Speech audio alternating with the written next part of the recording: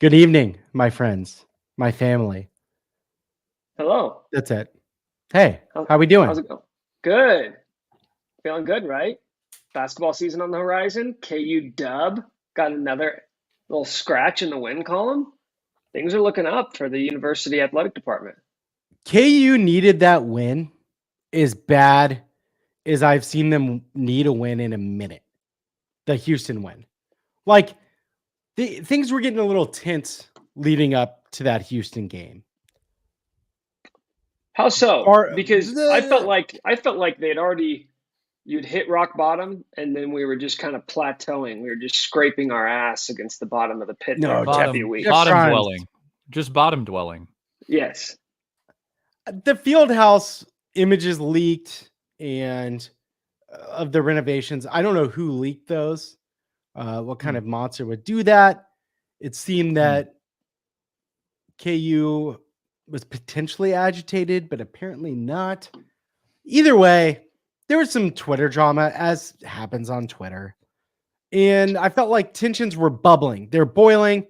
The burner Twitter accounts were going after the athletic department. And then it was late night. Little John puts on one hell of a show. The Jayhawks are back. They win by 50 in football or whatever it was. And it was like, oh, everything's okay. Now we're playing K-State.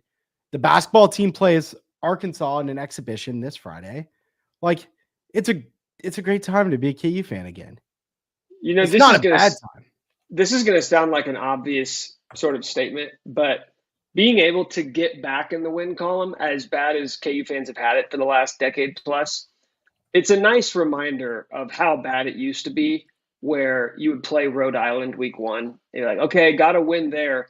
Thank God, because now we're staring at 3 months of not just losses, big losses, soul crushing losses. And we've seen so many of those that it's nice to be like, oh, we still have that tool in the bag. We can still actually win games and like lift the morale throughout the season. And it's not as bad as it ever was then, but it's just like a subtle reminder of like, okay, it used to be really shitty. Now it's just kind of shitty. I thought that. Like, when's the last time KU won a Big 12 football game by that much? Like before Leipold got there, right? That wasn't happening for 15 years. Do we count Houston as a legit Big 12 football team yet? Don't you have to do it for like half a decade or something? Like BYU will grandfather you in, Arizona, but Houston, I don't know if they've earned that distinction. Look, I'm going to take it because that's where we are now. It's weird, but I'm taking it. Right? Oh, we have to take it. Yeah, you get to take it. Who was the previous like worst Big 12 team? Whatever.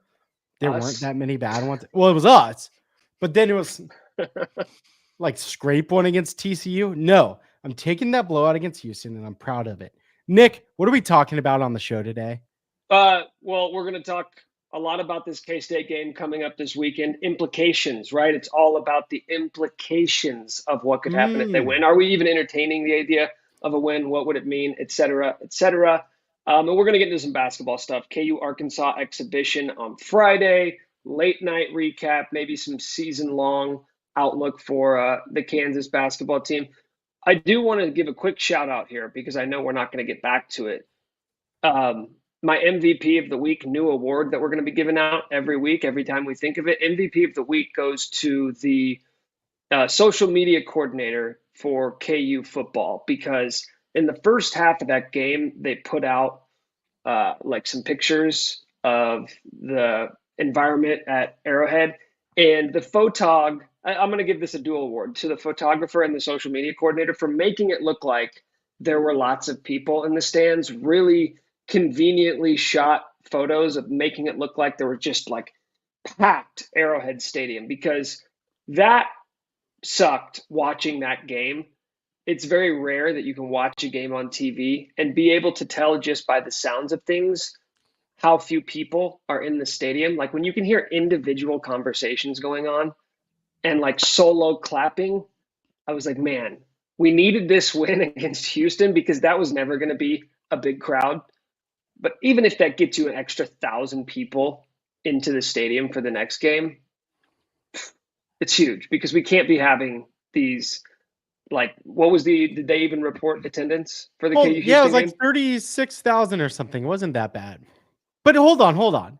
You've always been like 36,000, Mike. No, I don't ever believe it. That counts like Kinda the like an concession SNL workers. Like an SNL live audience. Yeah. Like someone's Studio bombing J. during the cold open. You can kind of tell. Yeah, you could hear individual conversations going on from like beneath where the announcers were at.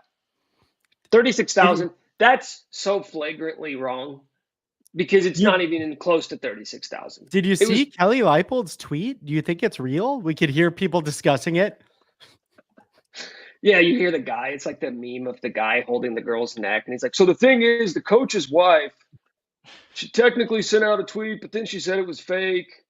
She totally did. She totally did. She should have just owned it. She should have just owned it. I would have owned it. Wait, can you do that voice some more? All right.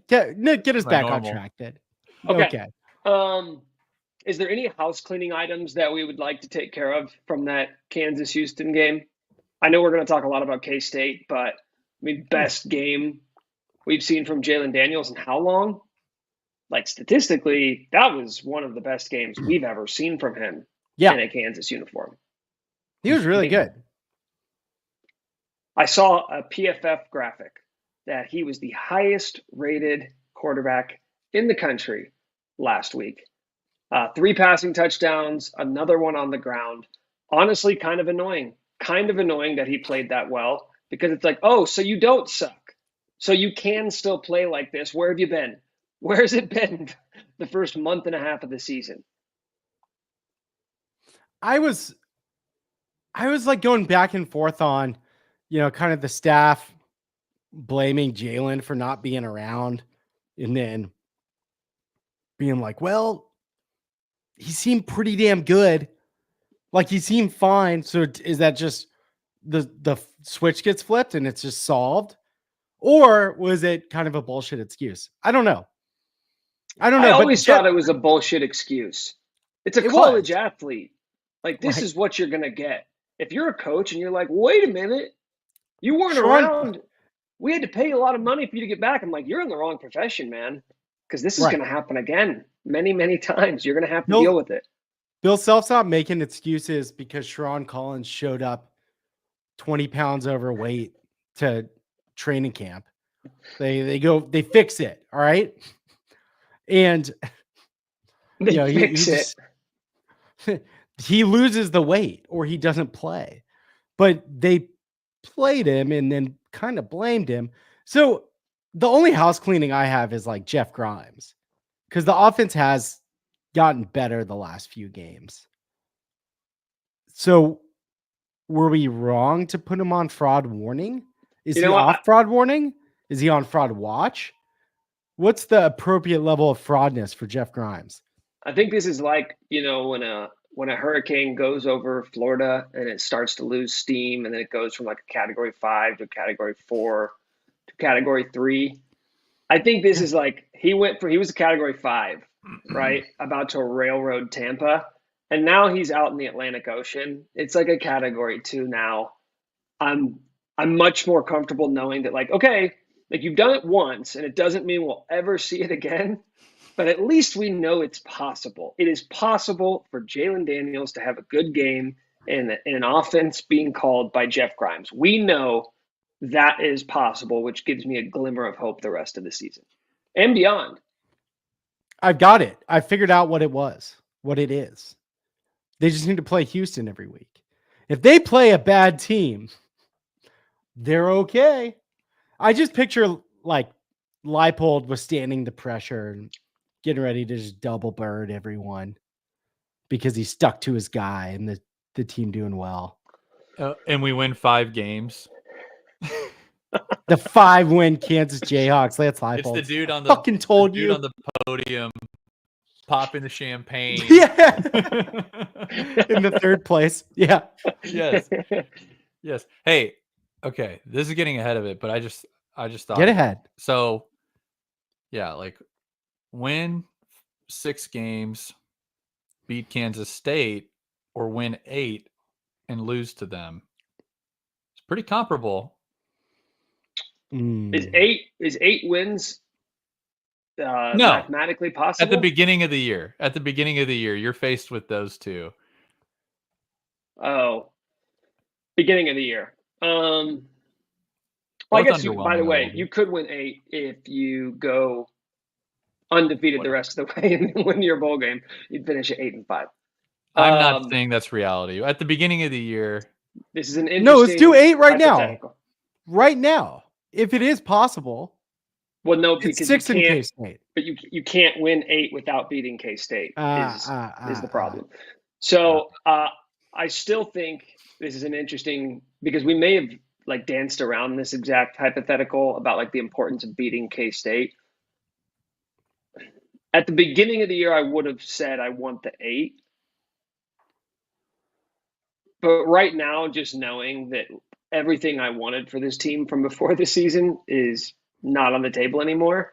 It's like, just give me this win. Just give me this win, and I'll shut the fuck up the rest of the season. You can do whatever you want. I'm going to give Leipold a pass. I'm going to give Kelly a pass. I'm going to give Grimes a pass, Daniels, everybody. Goff, anybody who could possibly get my wrath or be put on fraud watch, you're all in the clear the rest of the season if you can just win this weekend. That's all I care about. We're going to carry Kelly Leipold off the field. I hope so. I hope so. I used 8 because at the beginning of the year, I mean, 8's not taking you to any conference title game, I don't believe. So it's not a dream season regardless. So it's like a above average solid season, but you get to knock the monkey off your back, or because it really is. I guess 6 is above average for us. But think about it. It's the last box to check for all these like terrible streaks that you had going, where you hadn't beaten Texas in a while. I mean, I know Texas happened under a previous coaching staff, but you hadn't beaten Oklahoma. You go to a bowl game, then you get a bowl win the next year. This is really the only thing left to say, okay, it's done. It's over with. We can stop talking about these terrible streaks, these terrible records. Like, you got that win. And then you can kind of just like operate like a normal football program after that. So yeah, it's big. And I think Wouldn't that be nice? Every single KU fan that's watching this, whether you like lie to yourself just as a coping mechanism or not, we all know, like, we want to beat this team so freaking bad. It's loserly to lose to them for a decade and a half. You need to turn the page. You know, it's so true. Like we could lose every single game the rest of the season.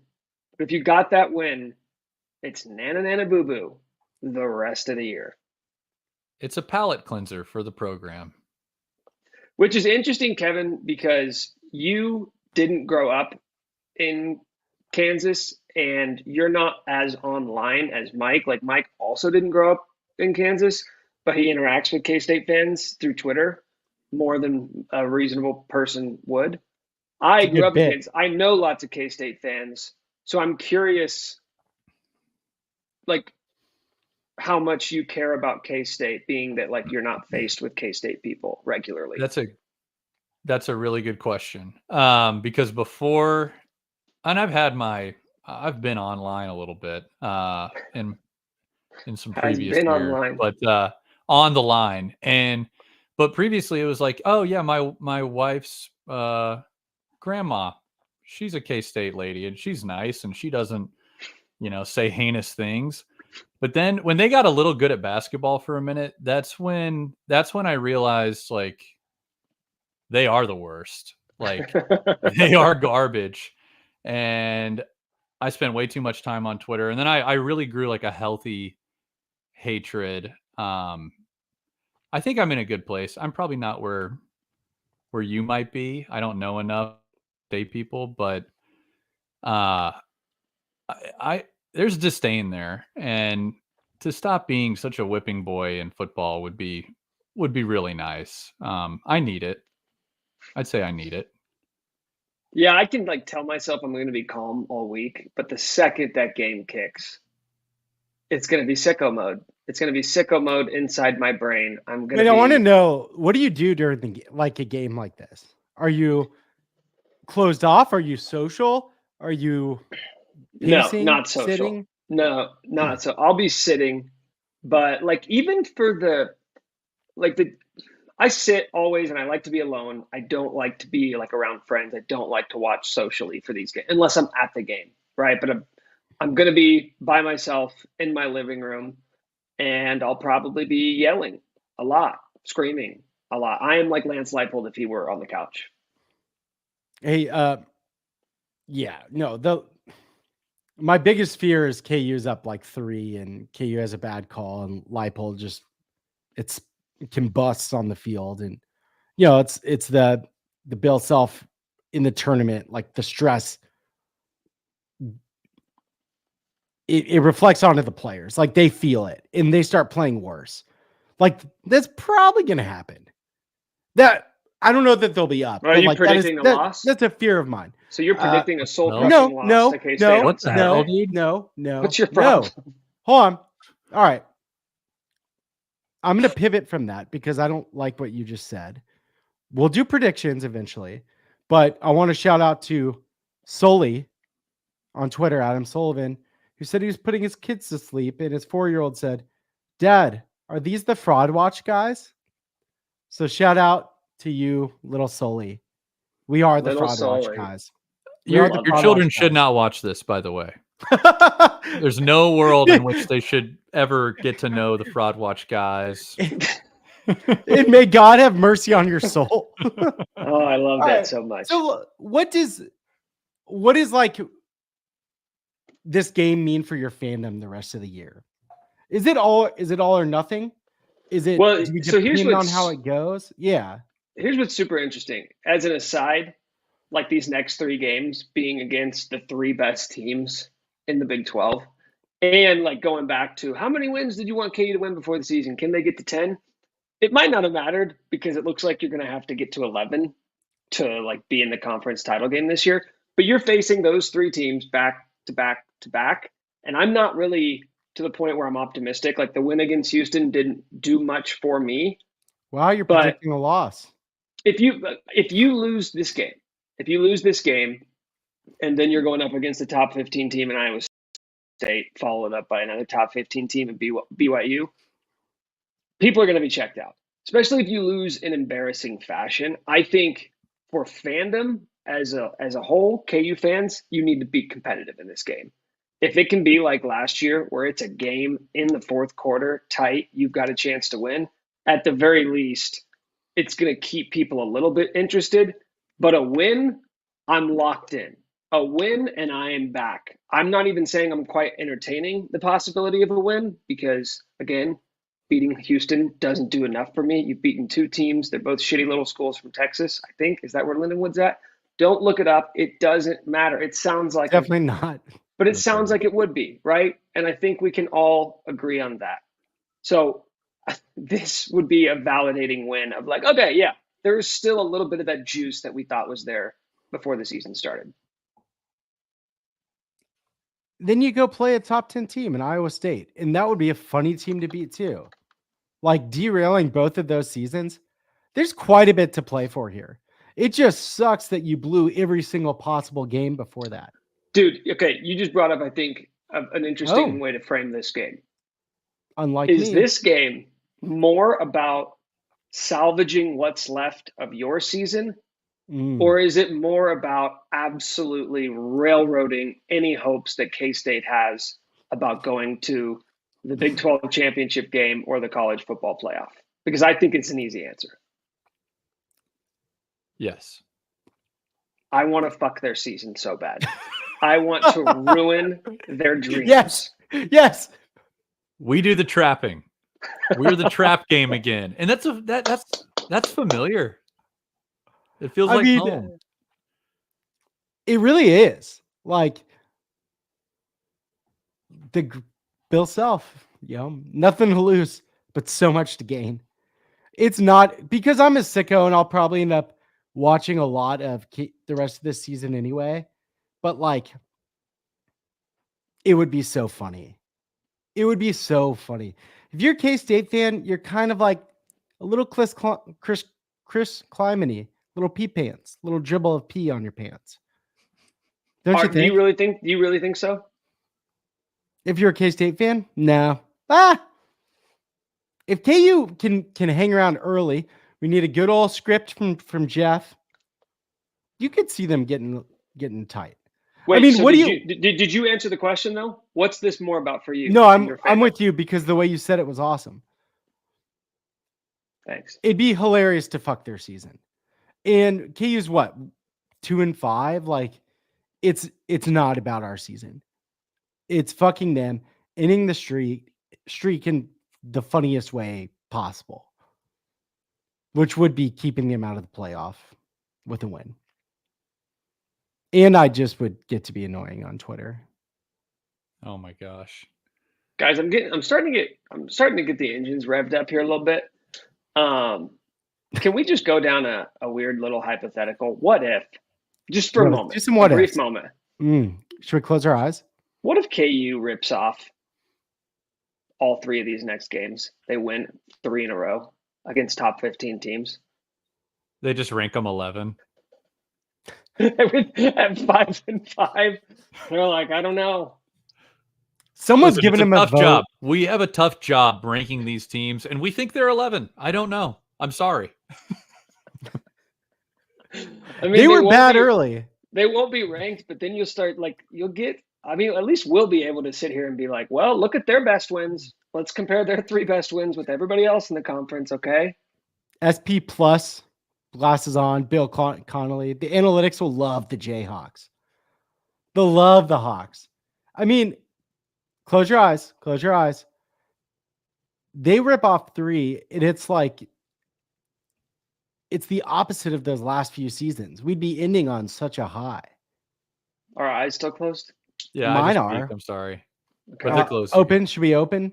What bowl game are we winning? Mayo Bowl? Oh my gosh, I can't. Oh, phase 2. Stadium funded. Gasparilla Bowl? Close your eyes. Am I saying that right? If you're listening. If Poinsettia? you're listening. Let's do Unless the rest you're of this driving. with our eyes closed. I don't know why it's so uncomfortable for me to keep my eyes closed. I feel like we all you're just on got a- naked. I you're just live don't on feel YouTube. comfortable at all. I do. I feel like somebody's punking me. Whoa, nice dong, Kevin. Oh my gosh. I'm so Well, sorry. that's what happened with my eyes closed. Nick was shocked. All right, eyes open, eyes open. We're bowl game bound. I don't know, like you win one and you start getting to silly season fast. Because the talent gap is not that huge. Booth funded. Eli says Booth would get funded if we win the next 3. I think it gets funded if we win the next 1. You really think that? Or are you being an entertainer? Or I think it's going to get funded that? anyways. I think it's going to get funded. I don't know that. I think it's going to get funded anyway. But you could get a nice little check or 2 in that they're still chasing. Get that done. They build Travis up twice Goff as high if we win the next 3. Tweets out a dick pic. Take that, K-State. Nick, you didn't like that, huh? I was just thinking about the line. I was thinking about the betting line. Because I texted you before last week. We were talking about something different, Mike, and I told you I was on a heater with college football. You asked me who I was on that day, and I said my second mortgage lock of the week was KU. It had nothing to do with my fandom. I thought the line was shit. It was at 5. I think I got it at 5.5. And I said, they're going to win by 10 plus. I didn't expect them to win by 4 touchdowns. But that's the weird thing about Kansas is Vegas still looks at them and is like, yeah, there's some screwy things going on, but this is still like a competitive football team. They are not a bottom 5 Big 12 team, which like going into this game, okay, even if you want to say K-State's a top 15 team in the country, KU is not. What's the line at right now? 11.5? It's 10 right now. KU's a bit sharp this week, boys and girls. That means there's some pro money on the Jayhawks right now. So I think the point at the very least, KU winning would be an upset. It would not be an earth-shattering win if KU were to win this game. The only thing that makes it feel that way is the history of us not being able to beat them. And the fact that they're substantially, I mean, they're better. They've won most of their games. True. Except Technically. but in the fourth quarter, like into the third quarter, we basically have the same record, actually. So that matters. Why not just play thirds? We're a good thirds team. My real concern is that KU's linebackers have been bad, especially the backups. And Avery Johnson can run, but like, I'm Can he throw? about. Can he throw? Because that's also a crucial part of the game for his position. I liked the Houston quarterback. That guy was horrible, by the way. The Houston quarterback was so bad, just throwing straight to Kobe. Kobe's talking trash. Nick, I think you could have done damage as Houston's quarterback. Just you versus their actual quarterback. I would like to see a simulation run. That guy was wild. He was wild ass. I know, dude. I loved it. I loved it. Just like off screen, all of a sudden, just seeing Kobe Bryant come out of nowhere and he's got the ball in his hands running the opposite direction. Catching it like a punt return. that one on the left sideline was pretty brutal. What is so bad? What's the appropriate fan reaction if KU wins?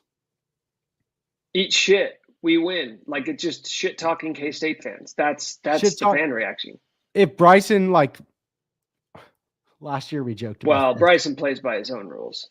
He'll shit talk after a loss. This was my idea, but I wasn't going to actually do it. And I think Bryson was like ready to. He wanted to pay for a plane to fly a banner over Manhattan. It said like Bryson owns you or something. Oh my gosh. People would is that appropriate? Would shoot at it. People would shoot at that plane. Is that appropriate fan reaction? Well, nothing Bryson do, I think, qualifies as appropriate reaction, but that's why he's one of one. He called Will Howard an insurance salesman after last year's game. He used to sell insurance. People didn't get it, okay? People didn't get it. What yeah, he knows one when he sees one. I'm not sure he's wrong. He's like, that guy would do numbers. Well, did you see the end of that Oregon game? You know? Yeah, I think that the appropriate fan reaction, at least for me, is not going to be about the season. It's not going to be about what this team can do, what's still on the table. It's all going to be about that win. I'm not going to make it about anything bigger. It's just about beating K-State. That's it. And that's what makes these games so fun. That's what makes rivalries fun, is it's like, just win. Who gives a shit what you've done? Who gives a shit what's coming up? What's still on the table? Just win this game. It's all that matters. It will feel like KU is about to win 15 in a row. That's what it's going to feel like. Mm-hmm. And we can claim that because, the future hasn't happened yet. You cannot disprove it. You do not know that enough to disprove it. And this is how messed up fans we are. I immediately went to conference championships for basketball. It's like, 15? We're going for 15? Nope, my bad. We were talking football still and about beating Kansas State 15 times in a row. Honestly, 14 or whatever it is cool, but how many games did KU win in their building in Bramlage in a row? Like, come on. It was a lot. Joe College had a shirt that had the final score of every single win. It was going back to the early 90s, I want to say. R.I.P. KU Athletics did it again. All right. Is it a season-saving win? Does it matter? No, it doesn't matter. Quick. I don't. Okay. That's my take. It doesn't matter. We can talk about that next week. But like the immediate aftermath is just going to be like, eat shit, we win. you lose, suck it. And then like 2 days later, we can start talking about if it means anything for the season. I certainly cannot entertain it right now. Is blowing a lead worse than getting blown out? What's worse between those two? I know it's like a shitty question, but that hurt. We were saying we want it to be competitive. Getting blown out is still worse. Yeah, I agree. Yes. Need to getting be blown out of just feeling like, yep, we don't belong. Like we're not on the same level as them. That would suck. Blowing a lead is worse for my health, for sure. That's a fine answer. You speak your truth. You'd rather get blown out, but the tension, the chest tightness, that's pretty tough to deal with. Yeah, but that makes you feel alive, if only for a brief moment. It will make you feel alive again as a Kansas football fan. It will hurt, for sure. What's the saying? It's better to have loved and lost than to have never loved at all. You know? Question. True. That's really good, Nick. I just made it up. If KU's up at like halftime or the third quarter, can I talk trash at that point? Because I may not get to. At your own peril, you know? Yeah. I think I'm probably gonna. 5,000 bookmarks. Like who? I wonder if it's just my followers. No, I'm going to tell you right now, it's not. My fans are loving this one. But you know what? Like you're going to have people coming at you no matter what, and you're going to talk shit no matter what. So I say just live your truth, man. I'm accepting any and all content suggestions for the game then this week. Thank you. Thank you in advance. Kevin, I know you've got some sick shit in your head. We'll get it out on the podcast one day. You have no idea. Are we good on football? Yeah, I want to switch gears and talk some hoops. First things first, late night in the Phog was last Friday. I have a take on late night that I just thought of about an hour ago. I don't think, Kevin might be an exception, and I'll explain why. Mike, I don't think you and I are technically allowed to watch late night right now, because I feel like late night is for people under the age of like 25 and over the age of 36 to 42, with exceptions of if you have like kids and you want to take your kids to watch. Kevin does have kids. I know they're not watching late night last Friday, so that's why I'm not really sure this exception applies, because I didn't watch. I tried to for like 30 seconds, and then I was just getting the ESPN Plus, like this event will start soon screen. And I was like, yep, this isn't for me. And I watched a few highlights. The only thing I was looking for is like the TikTok threshold. Like, would this go viral? Like, it will go viral if Flory dunked on someone, like put somebody on a poster. I didn't really care about like stats or anything from the scrimmage. I don't know. It just like, it wasn't, I feel like I'm in this weird gap between when I'm supposed to be interested in late night. Like, I'm just ready for the games to start. Why is Kevin an exception?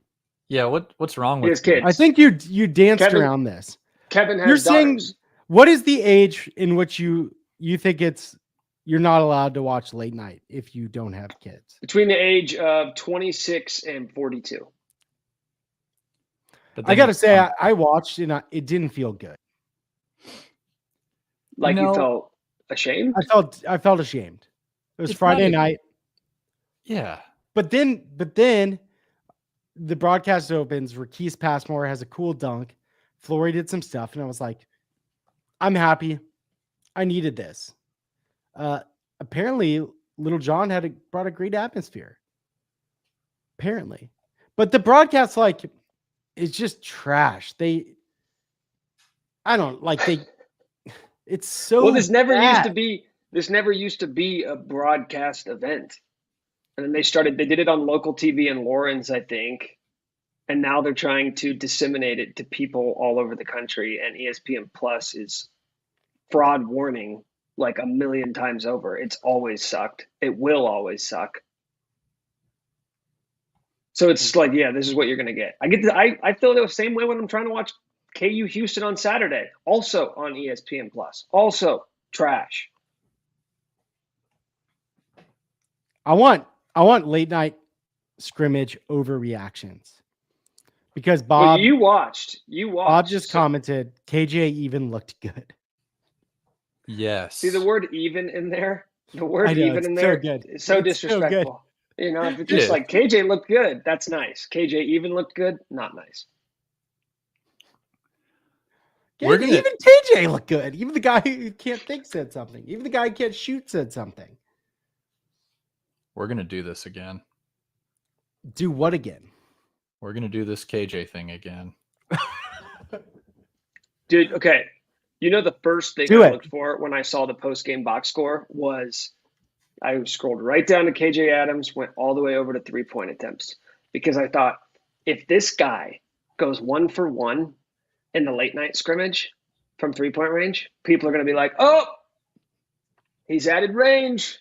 He can stretch the floor. He's not a positionless dinosaur. Now he can be a stretch three. He can go out. He can shoot. And I was like, no. And I'm so thankful he didn't take a three. We can get into KJ, but at the very least, I'm not willing to entertain that, like, he's evolved his game. He may be a better version of himself this year. He's not going to be a different version of himself. No, players don't, very rarely do they become something entirely different over an offseason. Like, they are who they are. They can become better versions of themselves. We've seen that. We've seen some good transformations, but like, I think KJ is who he is. Now, all right. First, Kevin, are you like all aboard the KJ train? Yeah, I need to know what's going through your head. Not really. No, not really. But I was watching him. He a positionless dinosaur. He looks. I didn't even think it was possible. He's added muscle. I'm pretty sure. I think he got even more jacked. And he looks huge. Okay, you're watching him. Yes. Go ahead, Nick. No, I just have a take. If KJ Adams were the exact same player, and let's say he still had explosiveness and he like dunked the ball a lot, if he were the exact same player, but he were like had Perry Ellis's body, 6'5" with like Perry Ellis muscle tone, would anybody be defending this guy at this point? And I love KJ, but I think part of it's like he looks kind of sick. No, same strength, like same numbers in the weight room, same strength on the floor, just looks worse. Yeah, it's just here. Purely aesthetic. He's not here. Do you think Bill runs him off? You think Bill runs him off if he doesn't have cool looking muscles? Yeah, I think he was scared to.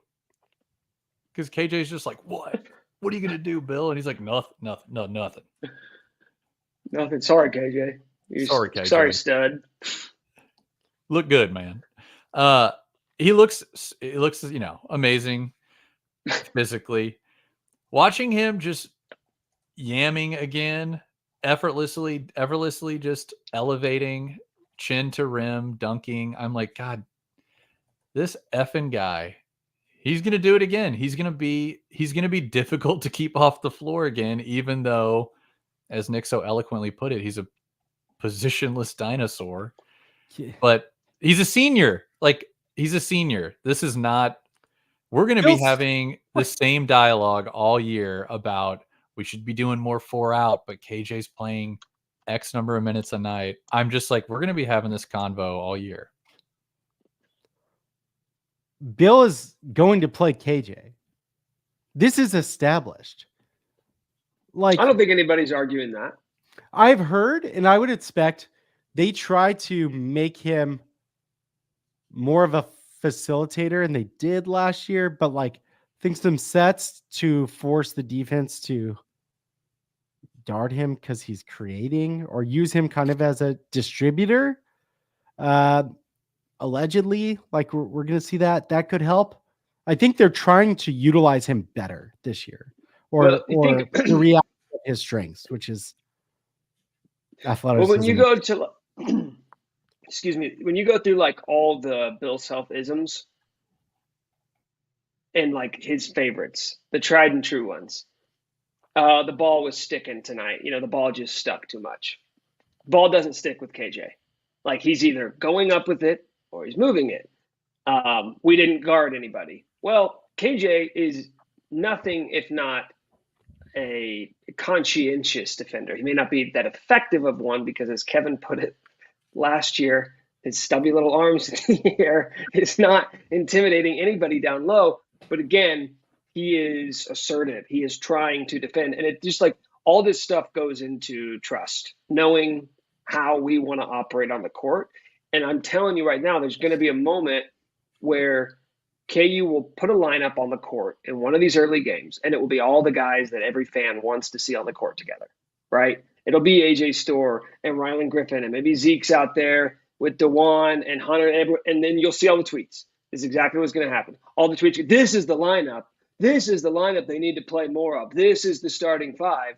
And they're going to score a couple buckets, and then all of a sudden, guys are going to start ad-libbing. Guys are going to start fucking around and doing their own thing. Bill's going to call a timeout, and KJ's coming in the game. That's going to happen a lot this year. And I think, for me, it's less about, like, what can KJ do and more about will any of the other guys earn Bill Self's trust enough to where he's not, like, break glass in case of emergency, fuck this, and putting KJ back in. Because that's really the story of KJ's career at Kansas. Going back to 2 years ago, we thought like, oh, it's going to be Zach Clements. Nope. Like nobody could beat him out because they're just doing dumb shit on the court or being ineffective. And they're like, well, at least KJ does what we want. He plays hard. He tries to defend. He moves the ball. He tries to rebound. He's assertive. Like it's just like the bare minimum. And when you've got a lot of transfers coming in that have never played for Bill before, my guess is that they're going to piss him off. They're going to do things that annoy him, and he's going to put KJ back in. It's funny. I'm pretty sure at the end of last season, when they're doing their exit interviews, I think KU's message was like, you're not going to play as much. He's going to play basically as much. Like, they don't want him to have as many minutes. They don't want any of the starters to, but like, it's going to happen. I want to do something here with KJ. I want to go through the AP poll top 25 and just read off other teams and say, would KJ start for them? This is based on vibes, not roster analysis. I don't want to say rotation. I don't want to say would he be in the rotation, but like, would he start for them? KU's number one. Number two is Alabama. And the answer is definitively no. And I don't think he'd be in the rotation at Alabama. Does anyone disagree? Alabama likes to shoot a lot and play fast. Okay. It doesn't really seem to fit that mold. No. Correct. UConn. No. No. They kind of did with that. Although McNeely's hurt. McNeely has a little injury. No, and that's a 1-for-1. This is based on a 1-for-1 swap. This is based on no. Okay. Based on vibes. Houston. I could kind of see him playing for Houston. He could play for But he'd Houston. be there. But you know what? He'd be their 5. They'd put KJ at the 5 at Houston. KU did that. Fear. That was the fear. Whenever they're like, hey, you're not going to play as much next season. So he's like, I'm going to Houston. That was my nightmare. And I'm going to be him just becoming like an all-conference Houston player. Dog. No, it'd be the same. It'd be the exact same with like slightly better numbers. I don't know. Iowa State. I don't see how he could have slightly better numbers anywhere. He played 33 minutes a game last year. Like he wasn't just a rotational guy. You know what I mean? No one could score. I know. That's why I'm saying, like, there are not more numbers out there for him anywhere else. Like, if you weren't putting up numbers on last year's team, you're not putting up numbers. Correct. All right. Iowa State. I can see it. He could play for Iowa State. Gonzaga. I say no. No. Duke. No. Like, no chance. Yeah, I don't think he's in the rotation for John Cooper, Schreier. sit down. Sit down. It's KJ time. Cooper. You're doing everything too good. We need KJ get in. You didn't call him AJ. You wouldn't even know his name. Baylor. Someone already mentioned Mark Vital, maybe, but like, No, I say no. North Carolina, no. No. Arizona, no. No. Auburn, no. He kind of gives me a little Auburn vibey. All right. Why not? Let's give him one. We'll give him does Auburn. like to shoot. Auburn always likes to chuck threes, though, so that would kind of work. I don't really see it. I don't really see it. Okay. We can stop there. That's 11. Yeah, I think the point has been made. It's only Big 12 schools that we said yes to. He's a Big 12 player. Sam says KJ would be a starter or first off the bench on every team in the country with his talent level. He would not be at Alabama. He would not be at UConn. I don't see it. The exercise was starting. It was starting. I didn't consider 6-man. But we're going off vibes. But to that point, like, what is KJ's talent level? That's the whole point of this exercise. Like, how talented is he? Dunking. He dunks. He's not a great rebounder. I think he's got like good basketball IQ. He's explosive. You know can what? Finish around the rim. He turns the ball over a lot in like pick and roll passing situations. Because quick decisions, it's not great. Because they know he's not going to shoot or they want him to. So he's playing against maximum. The thing is, though, like to that point, if KJ was your 7th man, if you knew he was going to get 18 minutes a game every single night, he'd be your favorite player on the team. Everybody would love him. We would talk about him just being, the type of guy that every team needs. But the fact that he's playing 32 minutes a game, it's like, oh, well, now the expectations are that you're going to give us starter level production. And he doesn't. With the thing we just did, though, running through these teams, like it works for the most part for Bill. And that is a unique thing. And that trust is there, which we've seen be very important. It works. And I think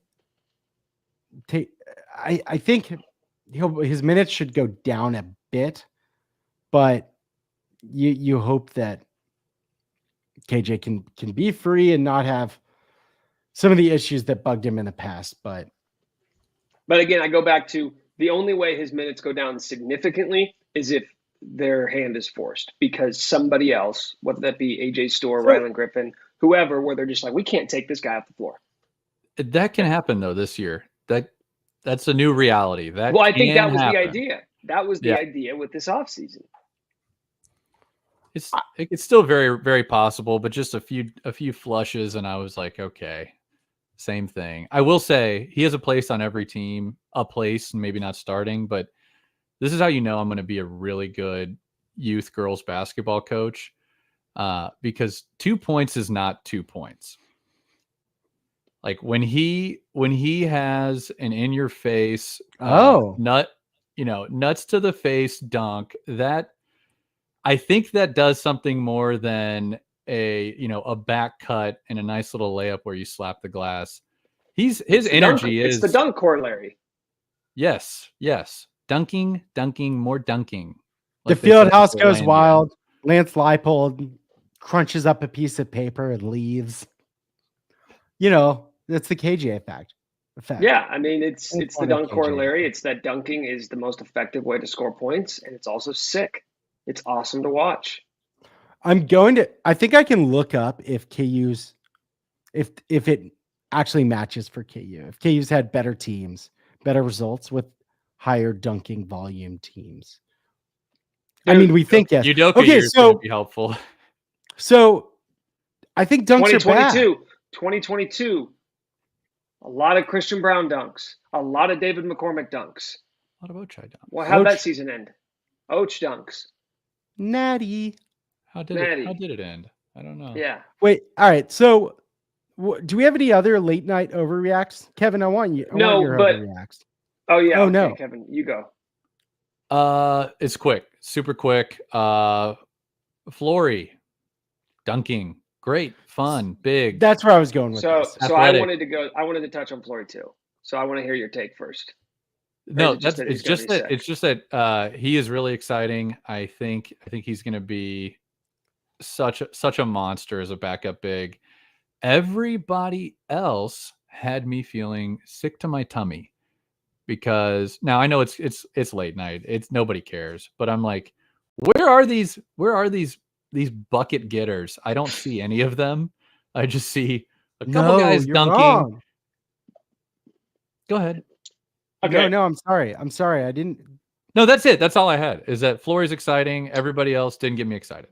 So Flory is, and I would have said this, I did say this before late night even. Flory is going to be an enigma this year because what is going to happen? What that mean? It's going to happen. Fans are going to get mad that he's not playing enough because he's going to come in, he's going to have a couple rejections, he's going to have a couple dunks, and he'll finish the game with like 8 minutes, 6 points, 3 rebounds, and 2 blocks. And then people are going to be like, his per 40 numbers are insane. If they only played him 30 minutes a night, he'd be averaging 28 and 16. And that's going to happen. And he's not going to ever play more. And people will call for him to play over Hunter because he's more athletic. We'll lose a game where we look slow and Hunter's ineffective. And they're going to say, well, you just need to play. Like, honestly, should Flory be the starting 5 on this team? All this shit is going to happen this year. It is going to happen. It's going to be it's the same thing that happened with Cliff Alexander. It's the same thing that happened with Sheck Diallo, is we're going to wonder why the 5-star big man isn't playing more. Flory looked awesome. It's like, oh, he's athletic as hell. He's mobile. He's going to block a lot of shots and foul a lot of people. We love Flory. I see a lot of people in the comments are comparing him to Ernest Uday. I think that's unfair to Flory. Flory's going to be better. His ceiling is the roof. People weren't really like thinking Ernest Uday was the truth. What was that, 2 years ago? Yeah, I don't think I found myself pounding the table, be like, more Ernie. It was more like Ernie. You would do something and you'd be like, oh, cool. Ernie. And he would undo it. He would undo it by jumping on somebody's back. Or he had the moving screens, right? He played like flat-footed. You know what I mean? Like there was something about his game that didn't inspire a ton of confidence. No. I am different.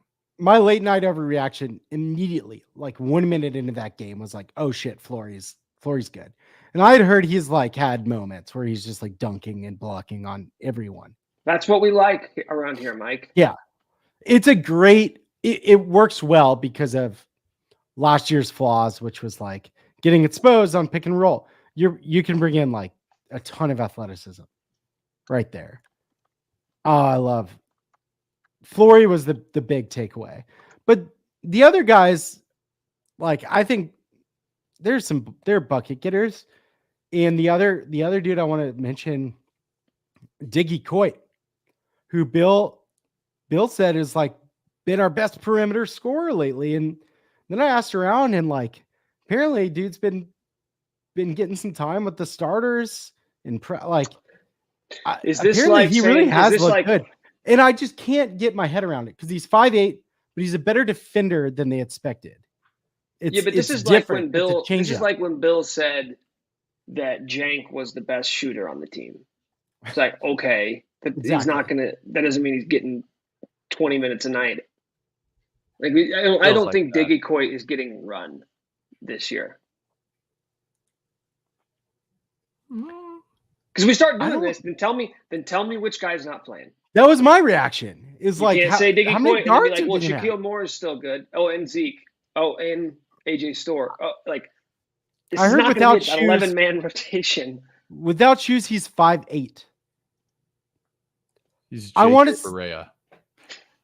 I think he's gonna be your like shit's not going well. We're gonna throw a guy out there, but he really apparently has looked really, really good. Bit of pest. He's like can handle it, break a press, and apparently can get buckets. Okay, but who's not playing? I need to know. I don't know. Someone's getting screwed. What if he just starts Jack Moore? No, it's probably Diggy. It's Diggy. He gets all of DeJuan's minutes. That'd be wild. Because like even if you here's the other thing. Even though I know we talked about like what is Zeke on this team? Okay, he's a secondary ball handler, offensive initiator. he's still going to run the point a little bit.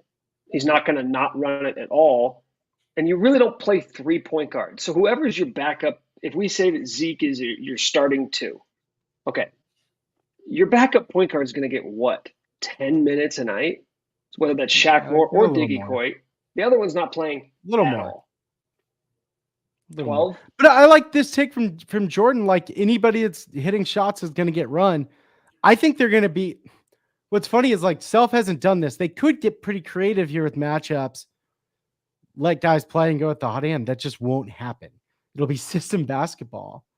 But the guard spot seems crazy deep. Someone's getting screwed. It's probably Diggy. Shaq Moore is bigger, athletic, can guard. You got to think you're going to bring that off the bench against most teams. Rylan Griffin can shoot, has size, can't really do anything else. Like, he may not get as much run as you think, but he can also really shoot it. So I don't know. Like, someone's getting screwed. And it's true that lineup, like, will get tight later in the year. But they're going to give guys a shot through December. Yeah, I think it's an 8-man rotation, 7 in March. Like, that is historically what we see. And yes, there will be those one-offs where somebody's in foul trouble or everybody sucks ass one night. And you're like, screw it, put this guy in. But when we zoom out on the season as a whole, pick your 8.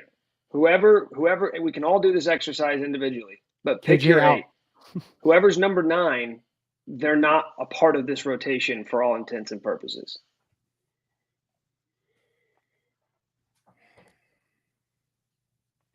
I know Kevin's going to fall in love with Rakeese Passmore. I love Rakeese. You've always had a thing for just like springy little wing / off-ball guards who can do cool shit. He's going to be another guy where he'll get some run. Like, I can't believe who was the guy 2 years ago? MJ Rice. I already forgot about MJ Rice. There were a few brief moments where I was like, oh, this guy's the truth. This guy's going to be our best player this year. I am the worst. I mean, I remember texting you being like, what are they doing, man? You just put number 11 in the game and let him go. Look at him. He looks strong and like he has an NBA body. Well, it turns out he can't do anything anywhere. He didn't get much run at NC State last year, did he? Is he still there? Did he transfer? No, I don't think. Didn't he have to take a leave or something? He had a really weird year. Yeah, he took a leave. I think he came back in like mid-December, but he never really got in the rotation. He never got there. Yeah, they asked him like why, and he was like, "This team's just bullshit." He just seemed like he hated his teams, all of the teams he's been on. MJ Rice famously spoke in third person. He did. He would refer to himself as MJ Rice. Really? Oh yeah, that's right. I remember this. At Media Day, they asked him. They're like, "Oh, some people think you remind them of Wayne Selden," and he was like, "MJ's got to play MJ's game." You know, MJ doesn't remind me. I don't know. It's settled. Kind of confusing. We got to get him back. I need MJ Rice back. He was like, MJ does like Wayne Selden's game, but MJ feels that MJ can do some stuff a little bit better even. Yeah. That's why I liked him. Yeah. It was gone too soon. Yeah, I think the most interesting thing as we get ready for this Arkansas game and just like big picture in general is like how quickly do we expect the offensive woes from last season to fix themselves? Because that was sort of the whole thesis statement of the offseason: get more shooting, get more depth. But the flip side of it is when you bring in a bunch of new guys who haven't played together a ton, like, yeah, okay, you're scrimmaging this offseason, but like specifically going into this game on Friday, like I'm sort of prepping myself for it to still look ugly. I'm prepping myself for the offense to look a little clunky, for guys to not really have roles established. That way, If somebody like Zeke or AJ Storr blows up for 23 points, then I'm like, okay, cool. Okay, maybe they found something. Maybe this is going to be the guy. But like, I'm going in with my guard up a little bit. I'm the complete opposite. I You think ready the to be hurt offense is again? going to be sick. Immediately. That's what I've heard. Yeah, I think there will be awkward moments, but it's going to be, I think they've been moving the ball pretty quick. And I think the offense will look, I think we'll be able to tell really, really quickly. Beyond the awkward moments, like, oh, like there's some serious talent on the offensive side of the ball. The offense has not been the issue. The thing I've heard is that naturally in a Bill Self team, I think it's the defense that they're wanting to come around. And at this time of the year, that's exactly what I want to hear. Like that is music to my ears. That's what I want. A Bill Because you can like coach Bill, defense. You can coach correct. up defense if you And have they talented will. players. Yes, they will. Last year, the team had neither. So Jared said you forgot to trust and love after football season and basketball season last year. When basketball season, shit hit the fan. The team was too online. Nick Timberlake ruined us. Like, I think we're going to look, I think the offense is going to look good. Mike, can you tell me who the 3 leading scorers will be on this team? Full season averages. Who are the 3 leading scorers? And yeah, get your pens out, folks. And what are their averages for the year? You want me to do? All right, hold on. Yeah. So Hunter Dickinson. Mm-hmm. What did he average last year? 17, 19. I think. He got it was down to 17. 17.9. He's gonna play less a team. Yeah, barely. Give me Hunter at 18 again. Okay. So I think Hunter stays. AJ Storr at what did we say? 118. Maybe AJ Storr at 15.5. Oh, you're giving me decimal points. That's what I have written down. Did you say that? Did you really write down 15.5? Yes. No. I mean, I can. That's a ball knower. That's a ball knower. Wow. I like how you switched Hunter from 16.9 to 17. Well, I was like, I'm not going to do decimals, and then I got to AJ. I was like, I need to do decimals. I need to do one spot. Okay, so out. this is interesting. I want to know who you think's third. Okay, Zeke is third. 14-1. Whoa. That's a big number for your third leading scorer. Yeah. I love it, but it is, like, historically speaking. Yeah, now I don't feel so good about it. I almost want to trade Zeke and AJ. Because I might the do that. difference. Actually, I want to do that. I want to trade. I want Hunter at 18. I want Zeke at 15.5, and then I want AJ at 14. Okay. You know, this is Dewan super and KJ interesting at 0.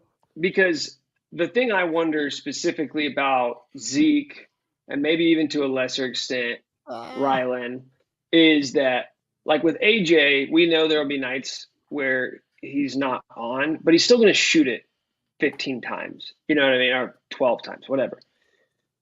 I wonder with a guy like Zeke, are there going to be nights where he totally disappears and he gives you 4 points and you're like, oh, he played 26 minutes and we didn't even notice him out there? Or because that's the difference between being it's like a nice piece versus being one of the top like 15 players in the conference is like, nope, night in, night out, consistently giving you around 10 points a game. There'll be a few nights where he pops and goes for 17, 18, 19, 20. Like that to me is the difference between like those off nights as a team and like, oh, somebody's always picking up the slack. And it coming from the perimeter, which you just didn't have last year. Diggy 21. I probably gave them too many points, AJ and Zeke, in that second and third spot. Right? Because they're going to trade. So I don't know. Like, I think they're going to trade. Zeke has been, I think he's been really good. I don't know enough about what it's going to look like when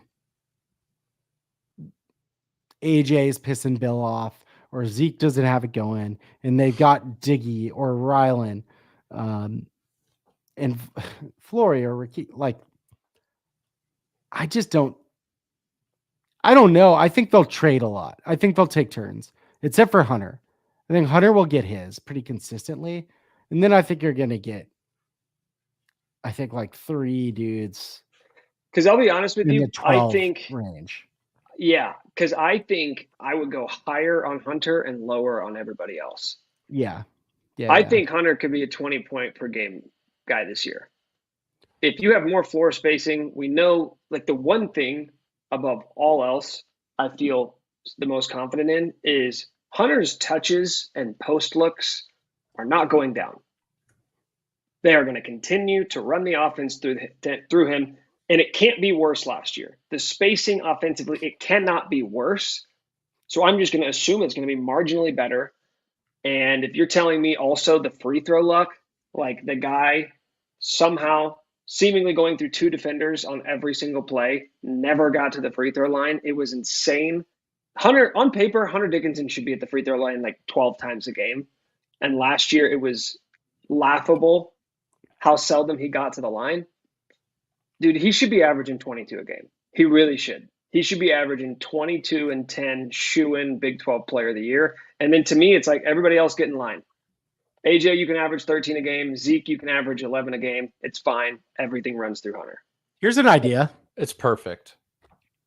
We got to get these refs on our side. So Lance actually goes to the basketball staff to work the refs. We hire Kotelnicki back. He comes off fraud watch. Yeah, Kotelnicki's off fraud watch. Sorry we didn't get to that in the football segment, but he's back on. Kotelnicki's back on. Grimes is off. They've switched places. Offense. Just because it has to be one or the other? Yes. Somebody has to hold that spot at all times. They're mutually exclusive. Fraud Lance watch. is just coaching the wrong sport at KU. Kelly would love it. I don't know that Lance's method for working the refs is all that effective, though. He seems to go with the bad cop approach. Where Bill Bill's kind of chummy with them and then he rides their ass, whereas like, nope, Lance just wants to motherfuck you for the entire game. 4 quarters, up and down the field. You suck at your job. You worthless piece of shit. I need Lance unleashed, like right by Jerome Tang. Like Jerome trying to lift people up. He's still got the headset. He just refuses to take off the headset. It's just always coming down around the neck. Saying such bad things, the field house just like gets really quiet.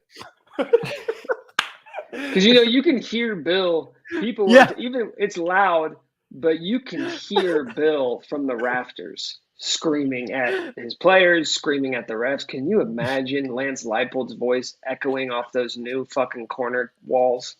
Sound's gonna bounce. Sound's gonna bounce in the field. We gotta do it. I need Lance on this roster, just working the refs. That's it. He's still trying to get KJ out to the football team while he's coaching hoops. We just saved the season. Lance is very Dan Hurley like. Yeah. He's much more likable than Dan Hurley. I don't know. Sure about that? I stand by that. Kelly yelling. Jared commented Kelly yelling at the students to get fired up during the silence. Maybe Lance is the new PA voice. Yeah, Kelly goes to Ames. Kelly goes to the game in Ames, and she's like, I wish we played at a place where the fans actually got loud. I wish we played at a place where the fans actually try to fight the other coaches. Where all the students are idiots. Pack it with a bunch of idiots.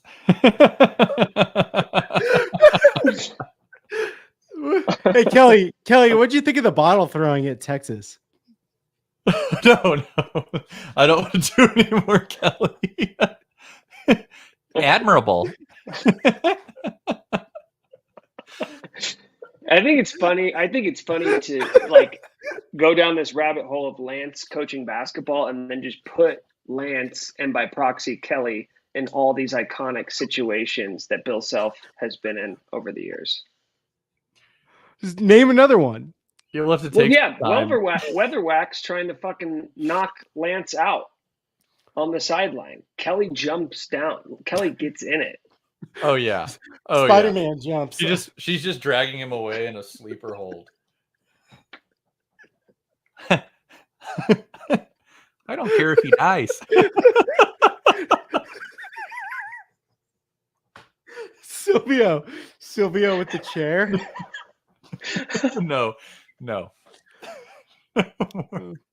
that the No more. real fans would have gone down there and fought. Oh my gosh. Like, No more. I feel like I have an opportunity in the not too distant future to befriend both of them, and I don't want to soil it too much, you know. what are you talking about?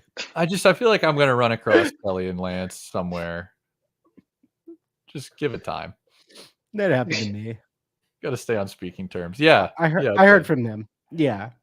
Yeah. Their The thing presence is, she's probably a very pleasant, sweet woman. And we have turned her into a cartoon character. That's all we're doing. It's a caricature. It's not. We did find out she's not actually from Wisconsin, so that accent is that Irish That's my Wisconsinite favorite accent. part. Totally false. She's from the Nebraska area. They're not leprechauns. Like I've they are in gotten Wisconsin. honestly like she wants the fans to care. It's not bad, but it came. The time was bad, and then to lose the same way over and over and over again. Someone had to get blamed. Okay. Yeah. What other Bill Self moments? I just want another one where Lance is like realignment when Bill gave that press conference. It said everything was fine. Like, oh, we're gonna be fine. We're Kansas.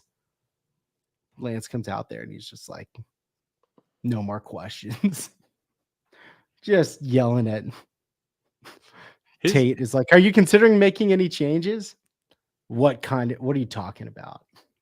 No. I'm not sure I know what you're talking about.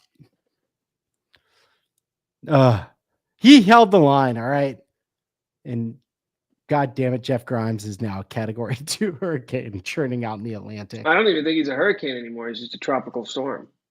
I think it's still a hurricane. We don't know how it's going to deal with this cold front dipping down. It's going to interact. A mountainous It'll terrain. come back. Yeah, It'll no, make it could come landfall back. again. Could loop around. It's very possible. Yeah. It doesn't help that the basketball coach is the greatest politician there is. Yeah, he's the best. I mean, KU playing Arkansas, by the way. Cal's first game at Arkansas. This Not exhibition really. Friday night. It's their first home game, right? Will this game be Kinda. televised? Yeah, it's on SEC Network. Oh, Is that How? available via ESPN Plus? Yeah. YouTube TV. This is on YouTube What are we TV. hearing? Is it? Yeah, SEC Net is. Ooh. Lance and Huge. Kelly handling the basketball team fighting the football team. I can't even. The Morse twins threw people down the stairs. I don't know how I don't know how I to just place remember the it. funniest thing about the whole basketball football fight was that I watched. This was you might still be able to find it on YouTube, but I found it a couple of years ago. You could find the like local news report, and Bill did a media scrum. Bill came home and did media availability. This would never happen now.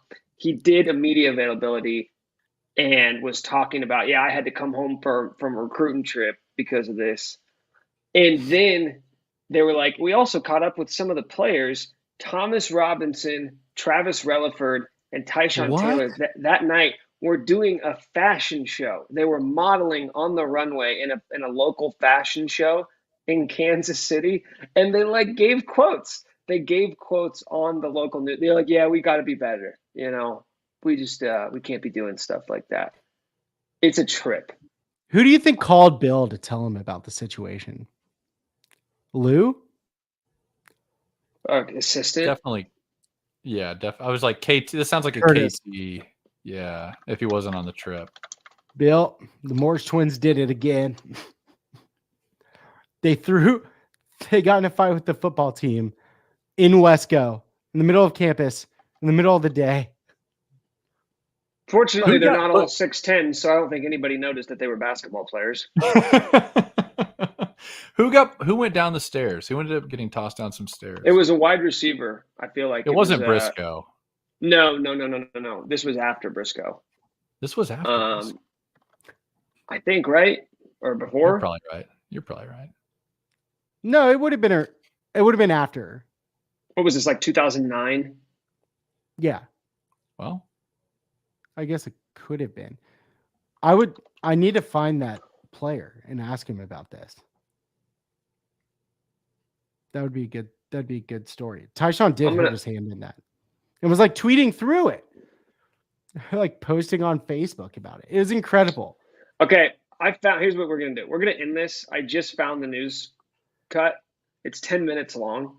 So, I don't think it's useful for the end of this show, but I'm going to find it, review it, and maybe we'll do like a full recap. Let's do a clip. Next week's episode. Let's do a clip next week. Okay. Yeah. We'll do a clip next week. Subscribe, rate, and review wherever you get your podcasts. Thanks for listening. Thanks for watching. Go Hawks. Beat LeBaron.